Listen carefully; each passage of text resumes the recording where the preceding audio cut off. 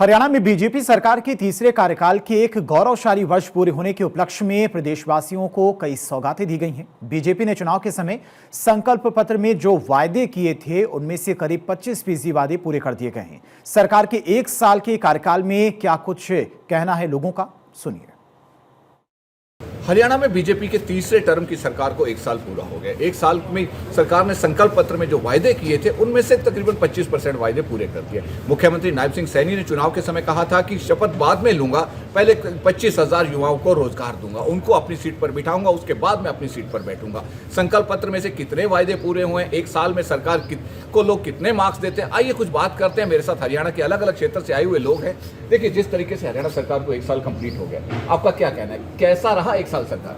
पहले तो आपके माध्यम से हमारे सभी दर्शकों को मेरा कोटि कोटि प्रणाम। आज दिवाली है, दिवाली की हार्दिक शुभकामनाएं व बधाई।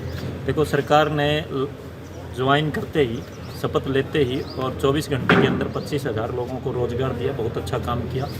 आज किसानों की बात करें तो किसानों की हर फसल MSP पे बिक रही है। 24 घंटे के अंदर उठान हो रहा है फसलों का मंडियों से और 24 घंटे के अंदर ही पैसा आ रहा है सभी के खातों में।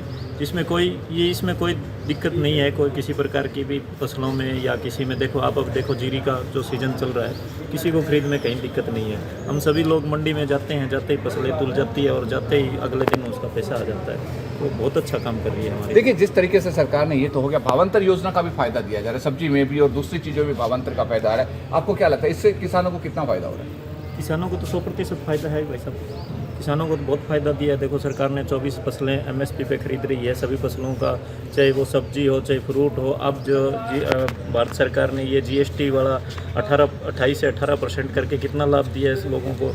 हर घर में तो गाड़ियाँ आने लग गई है, हर घर में फ्रिज कूलर, जो मान लो इलेक्ट्रॉनिक्स चीज़ें हैं उन पे बहुत वो, जो कई पे तो 15% तक भी GST कम हुई है, कईयों पे 10% है, अलग अलग है वो सब चीज़ों पे। देखिए, जैसा इन्होंने कहा कि प्रधानमंत्री ने GST कम कर दिया, वोकल फॉर लोकल का नारा दिया, वोकल फॉर लोकल का इस बार दिवाली पे असर भी देखने को आ रहा है। आपको क्या लगता है, कितना % फायदा ये बीजेपी ने अपने वायदे पूरे किए हैं एक साल में? क्योंकि मैं तो ये कहूँगा कि सरकार बहुत ही अच्छा काम कर रही है। चाहे आयुष्मान कार्ड को लेके बात करें या सड़कों को लेके बात करें या फिर हमारी बेटियों को लेके जो मतलब उनके पास रोज़गार नहीं था, उनके खाते में जो पैसे आ रहे, हर प्रकार हर क्षेत्र फील्ड को उन्होंने टच करने की कोशिश की। तो सरकार ने पूरे एक साल के अंदर बढ़िया काम किया है। मैं आदरणीय प्रधानमंत्री जी को और हमारे हरियाणा के मुख्यमंत्री नायब सैनी जी को बधाई देता हूँ। देखिए, जिस तरह की आपने कहा कि सरकार ने लाडो लक्ष्मी योजना शुरू की, उसका फायदा दिया। पड़ोसी राज्य पंजाब ने भी वायदा किया था कि हम सत्ता में आएंगे तो पैसा देंगे। आज 3 साल से अधिक का समय होने वाला है, लेकिन वहाँ योजना शुरू नहीं हुई है। हरियाणा ने पहले साल में योजना शुरू की है। क्या कहना है आपका इस बात पर? मुख्यमंत्री नायब सैनी जी ने सबसे पहले जब शपथ, उन्होंने इलेक्शन का दौर था, एक ही बात की थी, जब मैं शपथ लूँगा तब 25,000 युवाओं को उन्हें रोज़गार दिया, तब जाकर उन्होंने मुख्यमंत्री की शपथ ली थी। और आज भी आदरणीय हमारे जो पूर्व मुख्यमंत्री थे मनोहर लाल खट्टर जी ने जो एक चलाई थी, युवाओं के लिए एक योजना चलाई कि आपको पर्ची खर्ची की जरूरत नहीं रहेगी। आज वो योजना कितनी कारगर है कि 25,000 युवाओं को इस सरकार ने एक ही साल के अंदर नौकरी दे दी है।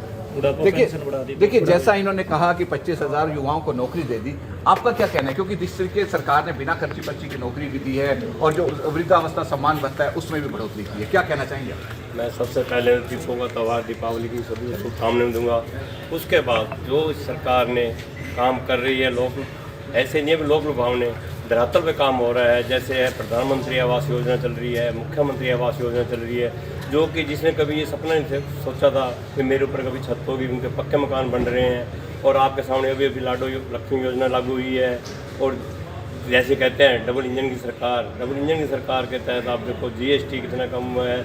जो रोज़मर्रा की जो चीज़ें थी उन पर काफ़ी असर पड़ा है। चीज़ों के भाव में आप बाज़ार में जब जाते हैं, या ये नहीं भी हम कहीं में गाड़ियाँ हर एक आदमी नहीं ले सकता।